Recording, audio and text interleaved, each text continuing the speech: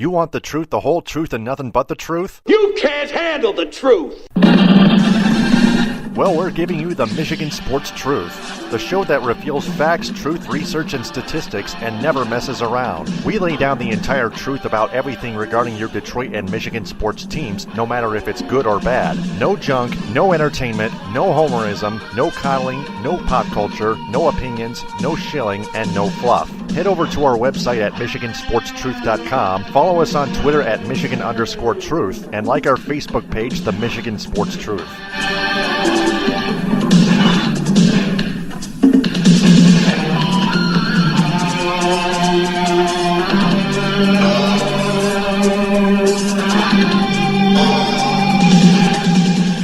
The hosts of the Michigan Sports Truth podcast do not take any suggestions or criticism from any member of its audience on how it should be run. It is up to the host to decide what they want to cover. They also do not intend to be any amount of popular in any way, shape, form, or fashion. Additionally, the views of the audience, right or wrong, do not reflect the actual truth revealed on this program. This is episode 1 of the midweek edition. I'm Taylor Phillips, along with Ed Smith. Welcome back to the Spreaker airwaves, Ed. Taylor Phillips. Follow me on Twitter at DT2Phillips. Follow Ed Smith on Twitter at EdSmith313. Ed, how are we doing? Doing quite well for myself. A lot of things happening good for me this week, not just in the realm of sports, but in the realm of other methods of life as well. So I'm doing quite well, doing quite good for myself. And seeing Michigan Athletics doing very well this week was a definite highlight of that week. All right. So we got 5 teams to cover. And we're going to start off with the Red Wings. We heard last week that the Red Wings were expected to retain Ken Holland and Jeff Blashill with or without contract. And we discussed it last week on Talk Shoe, but I had something in mind. See, Chris Ilitch wants Ken Holland to operate the Red Wings rebuilding process. That's what we all read in the article from OnStarConofMLive.com. From what we can tell, Holland still doesn't want to rebuild because he still believes it takes 10 to 15 years to do so. So, from what we can tell, Chris Ilitch and Ken Holland may come to a disagreement. See, Chris Ilitch wants Holland to rebuild. Holland still doesn't want to do so. And he may say to Chris Ilitch no. And as loyal to Ken Holland Chris Ilitch may be, as usual or always, Chris Ilitch may be left with an actual tough decision in an obvious predicament. You wonder if Chris is actually going to make the right business decision instead of the right personal decision. Yeah, there is no right personal decision, just a personal decision, which is door number 2. Door number 1 would be the business decision, of course, if the Spreaker audience is listening to us. So the Red Wings still stuck in mediocrity. They'll be stuck in mediocrity for the rest of the season as they fall to the Montreal Canadiens 4-3 in regulation at Little Caesars Arena. They are 1 point ahead of the Canadiens now, 4th worst in the Eastern Conference and still 6th worst in the NHL. They still have a chance at a top 5 pick, but they're definitely not going to get the number 1 pick. They could probably, in fact, they're only 2 points above the Vancouver Canucks, who, as a matter of fact, are tied with the Arizona Coyotes right now. 3-3, third period, 11-11 to go. The Canucks can get at least 1 point, and if they beat the Coyotes, they can get 2 points and tie the Wings in points at least. It may actually matter between Vancouver and Detroit who holds that tiebreaker. Right now, Detroit is 30-39-12. Vancouver's 30-40-10. That's 1 more regulation loss than Detroit. But if Vancouver gets 1 win, that'll be a tough call. And Vancouver has 5 more regulation plus overtime wins, 30-25, than Detroit has. That is one thing that works to their benefits. The fewer overtime losses means more overtime wins, means more points that they're getting, as opposed to the Red Wings, with their overtime loss as well. 2 points is always better than 1. Right. So, I believe that's all we've covered for Red Wings. Why don't we go now to the Pistons? Left sideline 3, and he answers. I've looked up earlier this week on Bleacher Report the 2018 NBA mock draft, and it appears that the 12th overall pick appears to be Miles Bridges, that the Pistons actually once had, according to Bleacher Report. They traded that away to the Los Angeles Clippers, Miles Bridges from the Michigan State Spartans, a forward. Miles Bridges, I believe, is going to turn a junior next year, but that was included, it appears, in the Blake Griffin trade, and that's saying something. So I guess unless somehow the Pistons brokered into the top 4 of the lottery results, that pick would automatically go to the Clippers, then, correct? Yeah, along with Tobias Harris, Avery Bradley, and Boban Marjanovic for Blake Griffin, the domestic abuser Willie Reed, and Bryce Johnson, 2 reserve scrubs, along with at least 1, maybe 2 other draft picks that the Pistons got in return. You have to wonder how it will affect their strategy of who they might consider looking at in that spot once it will be their turn in the draft. Yep, Pistons officially eliminated from playoff contention with a 115-108 loss at home to the Philadelphia 76ers, so they're probably going to be finishing 9th place in the Eastern Conference, as far as I can see in the NBA standings on NBA.com. I believe they have only 3 games left, so they can play it out the way they want to. Yeah, but it almost seems like at this point too much damage has already been done. When you got the general sense of a feeling of inevitability that this team wasn't going to make the playoffs, why would you prolong it this long by winning meaningless game after meaningless game? Yeah. Like, at least bet your chances to get a high mark in the lottery as much as you can, but no games. That's not the right strategy. There's a reason why it was called the process when Philly did it, because they did it the right way. Now look at them. Yeah, and that's terrible. Mediocrity is worse, it comes to prove, than finishing close to last place in the entire league. So I believe that's all that needs to be said about them. So we're going to transition to college basketball and the Michigan Wolverines. For 3, yes sir! They lose to the Villanova Wildcats in the national title game, 79-62. Villanova proved just a little bit too much. They led by as many as almost 20, probably 18 or 19. They just kept pulling away just about every time Michigan came back after making so many mistakes, turning the ball over, defensive breakdowns. They were off to a good start, but when Villanova took over, everything pretty much came down collapsing. Yeah, it had the feel of a big-time prize fight of, you had the heavily favored champion, or in this case, the heavily favored fighter, versus the scrappy underdog. And the underdog, he takes the first couple rounds or so, sticking and moving, trying to land his pot shots, not get caught up in any slugging combinations, trying to score as much points as he can. But over time, the other fighter, the favorite, he figures out, computes it all in the game plan, starts to wear you down, goes to the body, changes levels, lands good power shots, and eventually overwhelms, takes you over, and stops you. And this is what we saw here. Like, Michigan, as great a story as they had, as great a run as they had, it just came out of the fact that the team that they faced was just a better team, a team with more depth, and a team with as equally a great coach, if not better, than what you have right now. And there's no shame in admitting that, hey, that there's a team like that out there. Like, if you're a Michigan State fan, I'm sure you had a similar feeling in 2009 when Spartans, they made a remarkable run, got a chance to play, essentially in front of the home crowd in the national championship game, but they ran into a buzzsaw. That was that North Carolina team we saw. It was a similar story you could tell here with Villanova versus Michigan.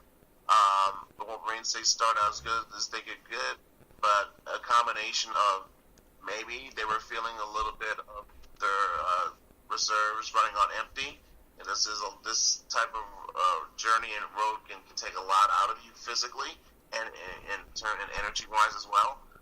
But again, it boils down to the fact that Villanova was just a much better, more advanced, much more deeper, much more better executing team than what Michigan had to offer on any night. So there's no shame in admitting that, and it's still for the road that not only for this season has been for this team, but what these last few years has been for this entire program has been quite remarkable. I mean, where Michigan basketball had been post-Fab 5, late 90s to the early part of John Beilein's regime. It was as dead as you can get. but through over time, with the right assortment of, hey, good players coming, some luck, a solid, crystal clear, clean head coach who does it the right way, and over time finds ways to advance, to adapt instead of, with the modern times instead of perishing with the old. All that comes together, and you have runs like this where, you can get runs to the Sweet 16, you can get a couple of Elite Eights, a couple of Final Fours, a couple of National Championship game appearances, a few Big Ten titles, and probably most impressive of all, constant talent being drafted and playing in the NBA. That's something you can sell to a young kid that you're trying to recruit. It's something that has been working for Michigan for quite a while now. And really, the only thing that's left is to solidify it with a national championship. We pretty much accomplished everything you needed to do on the checkoff list. The only thing that was left was that national championship. You would have liked to have gotten it this year. It just wasn't meant to be. But there's no sense of thinking it's never going to happen. I think that's ridiculous. I'm sure the way with this tournament, it's formatted this year, I think it's a precursor, a preamble of what's to come, or how differently formatted tournaments will be, especially with this whole one and done sensation continues to wreck the talent pool the way it has been done in recent years. It's going to show that more and more in the tournaments, and you may get another situation where Michigan, depending on what seed, what bracket they're in, could have another good shot to get to this part again. And it may not take another 5 years. It may take a little bit sooner, especially if more of the right players keep coming in through recruiting. And with the way you can sell this season, the fact that John Beilein is advancing with the times, essentially hiring a defensive coordinator and other elements to help keep up with what's going on in the landscape, and not just the Big Ten, but nationally all around, it's going to attract more kids, more recruits, and keep the program up afloat. It will be quite a while before you start to see any type of decline again. I'm very, very proud of what has been done under the eyes of John Beilein over these past few years. Mm-hmm. When was the last time the Michigan Wolverines men's basketball team won a national championship again? What year was it again? It must have been the late 80s. Yeah, 1989. The Gotcha. First and only. That's what I thought. The first and only. Wow. Yeah, and that included the Fab Five, I would assume. Yep, Fab Five had 2 cracks at it, came up short twice.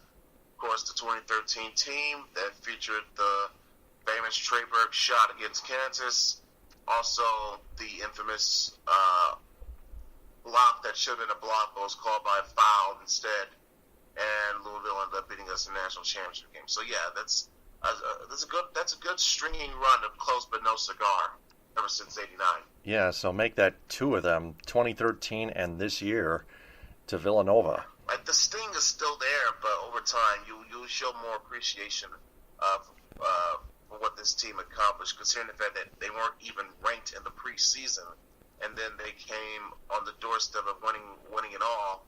It's quite a remarkable journey, no matter what you may think of the team, the region, or and that's another thing to bring up briefly. Michigan State fans that might try to disparage or disrespect Michigan's run, saying they got exposed in the national championship game. Hey, at least they got there. All right, you have no room to talk when the team that you were rooting for, that was picked by everybody else to be a Final Four, a national champion, even they couldn't even get out the opening weekend. They lost essentially a home game to an 11 seed that probably had no business being there. But guess what? They took their chance and they beat you. So you have no room to talk about Michigan's faults or shortcomings, because they at least got to the national championship game. B, they beat who they played in front of them. And C, they did what any good team was supposed to do. Just, if the team was weaker than you, take advantage of it. And that's exactly what you did. You obviously didn't. That's why you sat at home and watched Michigan get all the way to the national championship game. Yep, Michigan did. Yep, Michigan did, and Michigan State didn't. The Wolverines just ran into a brick wall in the Villanova Wildcats, a steel brick wall, as a matter of fact. Think about it. This is a Villanova team that had a couple of players still left over for the 2016 national championship. So this was a deep squad. It was going to be hard-pressed to find anyone, really, in this whole entire bracket. Maybe Virginia, but they literally got exposed in the first game. Who would have thought that could have been a possible matchup, but no, other than that, Villanova was a clear and concise favorite to win this tournament for good reason, and it showed. Exactly. So, speaking of Michigan State, their football team... Touchdown, MSU! Yeah, Corley, King, and Vance, who were dismissed from that team, all pled guilty and reached a plea deal amid the sexual assault incidents to avoid time in prison. That's what we heard from the Lansing State Journal earlier today. So, I believe they're not going to be in legal trouble any longer. They're probably going to either face probation time or serve community service, but they're not going to be behind bars, or maybe they're not going to get a punishment at all, just as long as they reach a plea deal, whatever the case may be.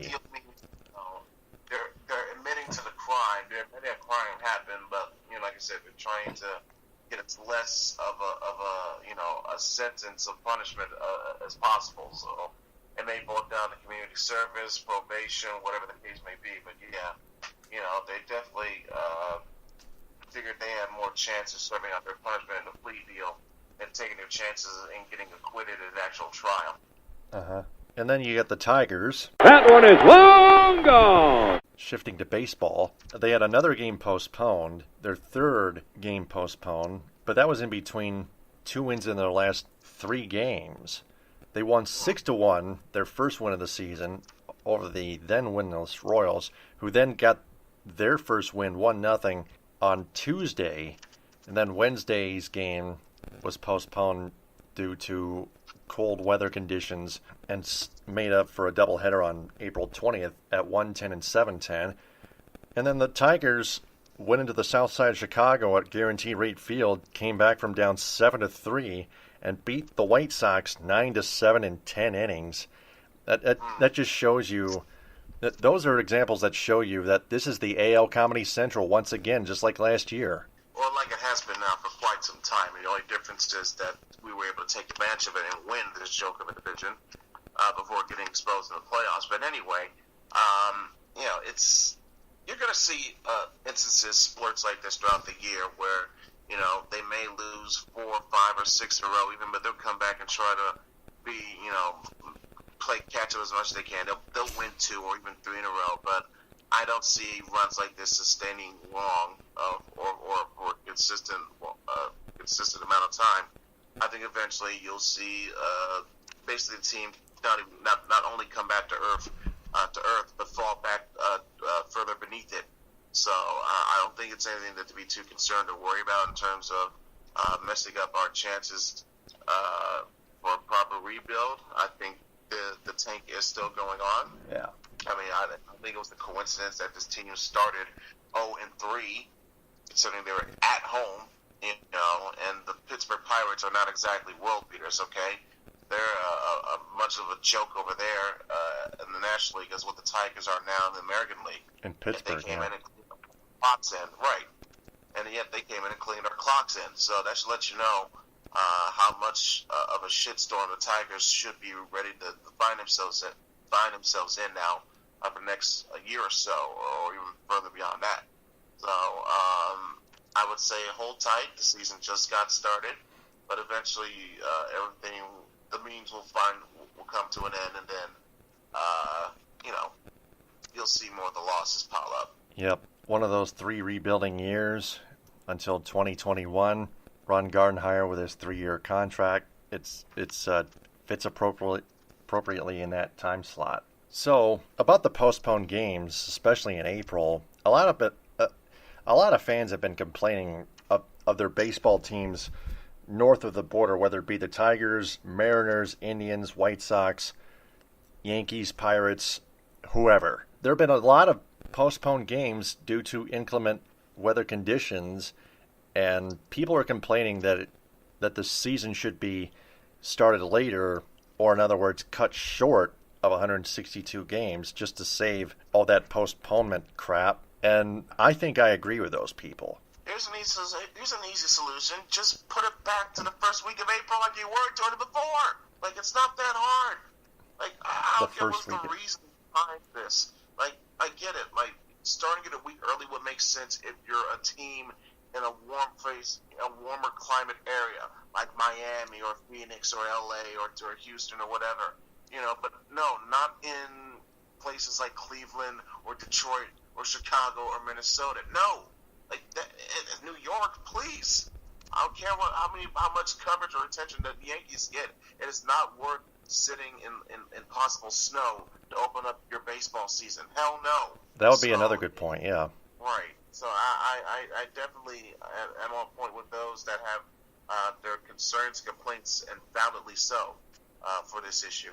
Yep. Tigers have Friday off, and then they finish that White Sox series Saturday and Sunday at 2:10, and then they have a 4-game series at Progressive Field in Cleveland, speaking of which, with the Indians. Monday through Thursday at 6:10, and then they're back home at Comerica Park against the New York Yankees Friday at 7:10, Saturday and Sunday at 1:10.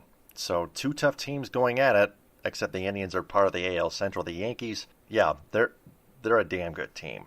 So, ready for 5 questions? Absolutely. It's time for 5 questions on the Michigan Sports Truth. Question number 1, how do we expect the Michigan Wolverines men's basketball team to fare next season? I think it's usually when you see teams make a deep run like this, there's always going to be a drop back of sorts the following year. Like, for instance, in 2013, Michigan, we got to the national championship game, but you had to compensate when you lost your best player and essentially lost your second best player due to injury on the same go-round. So, of course, there was going to be some drop back, whereas for Michigan, you can almost expect probably Mo Wagner, he's going to go to the NBA. He was considering last year, decided to come back. I think it will be a stunner if he decides to return for a senior year.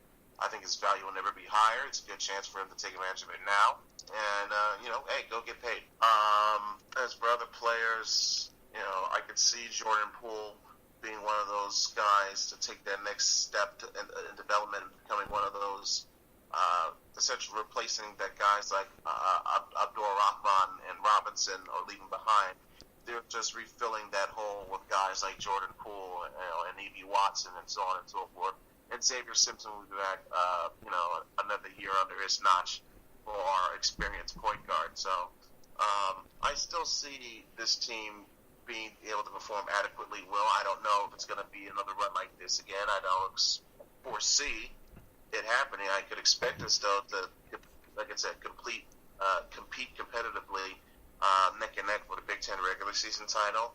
And let's see what we can do in terms of making another run for another Big Ten tournament title, because those titles add up one way or another. So I did see that type of success keep up and show why that not only that Michigan has all but essentially taken away the heat as from Michigan State as who holds the mantle of best basketball program in the state, but also showing that they're a force to be reckoned with in the Big Ten Conference as a whole as well now, considering the resume that they've just now completed in this past 5 or 6 years, bookended by 2 appearances in the national championship game. A lot of fans were saying on Twitter and Facebook that they were expecting the Michigan Wolverines to be even better next season. And what I think that means is they could actually win the national championship game no matter who they face, which I'm not so sure about, to say the least. Well, I think they are getting at least a good recruiting class, and they may be, I don't know if it's top 5 or top 10, but it should be a good recruiting class.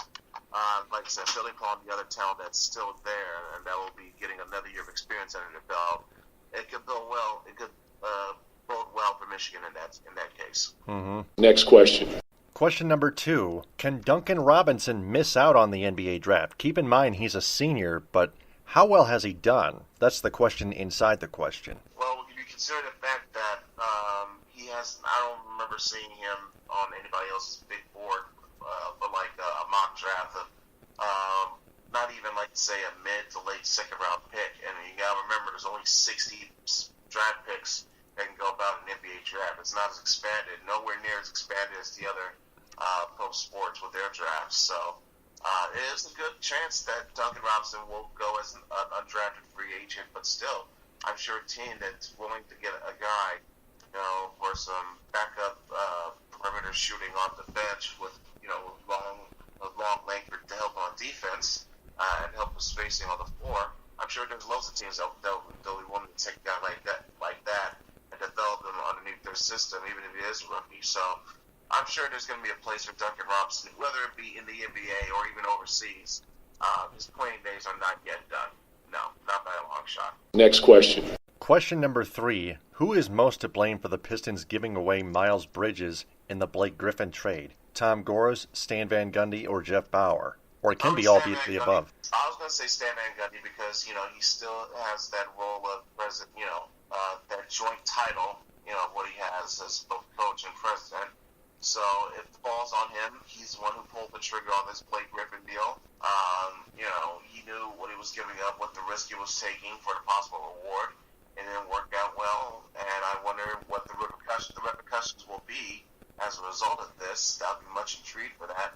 But I think if Stan had just implored his team, hey, it didn't work out, but at least let's just, we're going to tank, but let's try not make it look as noticeable. It would have improved their chances to A, get a top draft pick, top lottery pick, and B, actually keep it since it would have been a top 4 protected. So, it was a lose-lose situation no matter what. But you try to take the best of your odds of what you can get one of those scenarios. And they just completely missed the boat on that one. So if I was to put blame on anyone, the most it would be SVG. Yeah, and keep in mind, starting next season, the 2018-2019 season, and the 2019 NBA lottery draft, it would depend against tanking. If you would reach the 9th seed, you would get a higher draft pick starting next season, which is very interesting. Because otherwise, if you go low ball, then you'll get a lower draft pick, and that wouldn't be good. I would actually agree with that with the NHL lottery draft pick, too, especially on Ken Holland's part. As much as I hate him as a general manager because he's stubborn, arrogant, not smart, I'm going out on a limb here and say that the NHL lottery draft needs the same treatment as the NBA draft lottery for next year. Next question. Speaking of which, question number 4. Should Major League Baseball decide to start its regular season later than the beginning of April or the end of March? But like you pointed out, you could say a north of the border team, any type, the Seattle Mariners, the Detroit Tigers, the Twins, the Indians, White Sox, Cubs, the Pirates, Phillies, Yankees, Mets, Braves, etc. would start their season south of the border in Texas or Arizona or Florida or actually if you want to be more specific, when you mention teams like the Mariners and the Braves, due to the region that they're in, like the Mariners, they're closer to the coast. They're on the West Coast essentially, and with the Braves being in the South, it's not going to be affected by any early spring weather, like any rain showers or snow mix or any of that. So they're well still steer clear of that. But particularly those teams, like I mentioned, in the heart of the Midwest and as well as the Northeast, I think it's disparaging to put the fans through this and the players through this as well by doing this. If you want to keep the week early thing, fine. Do it only for the warm teams. The teams in those regions where it's more likely to be warm than it is cold. Next question. Question number 5. Do we expect any improvement from Tigers starting pitcher Matt Boyd after his first start this season? Matt Boyd pitched against the then winless Royals, who are coming into the game winless, and the Royals picked up a 1-0 victory. The Royals are having trouble scoring runs against a Tigers team that's still trying to tank. Think about that. I think Boyd has what it takes to be the second best pitcher behind Michael Fulmer. It's not too much of a stretch considering what the rest of the rotation looks like, but still, I think that could be his ceiling. I think that's what he's going to be striving to do for the majority of this season, even if it may conflict with what I want this team to do in terms of tanking. But you want to show some confidence in your prospects if you're potentially showcasing them as trade bait for later in the season. So, do what you got to do. All right, that wraps up our 5 questions segment, and to our entire audience, if you want to answer those 5 questions, just replay that segment portion of this episode and answer them the best you can without going out of line. Now for the What's Your Grade segment, only one event to grade, and that is Chris Ilitch's decision to have Ken Holland operate the Red Wings rebuilding process. What's your grade, Ed?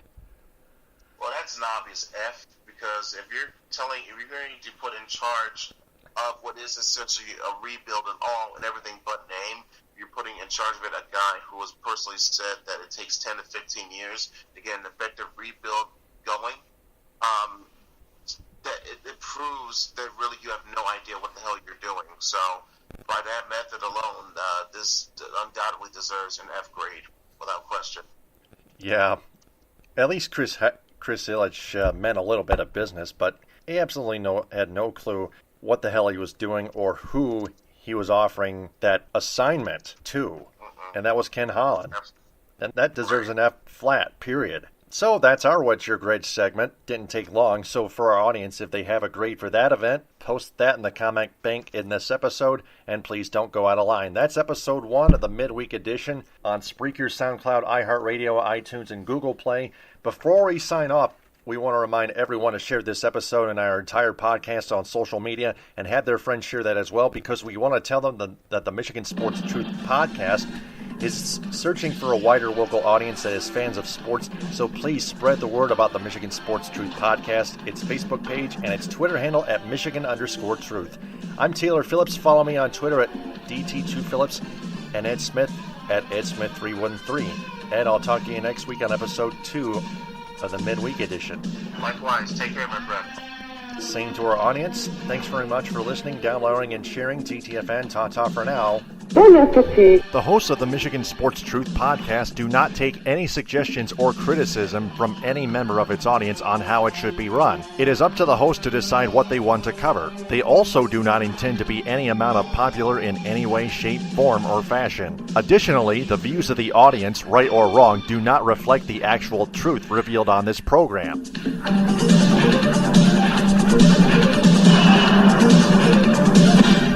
Transmission complete.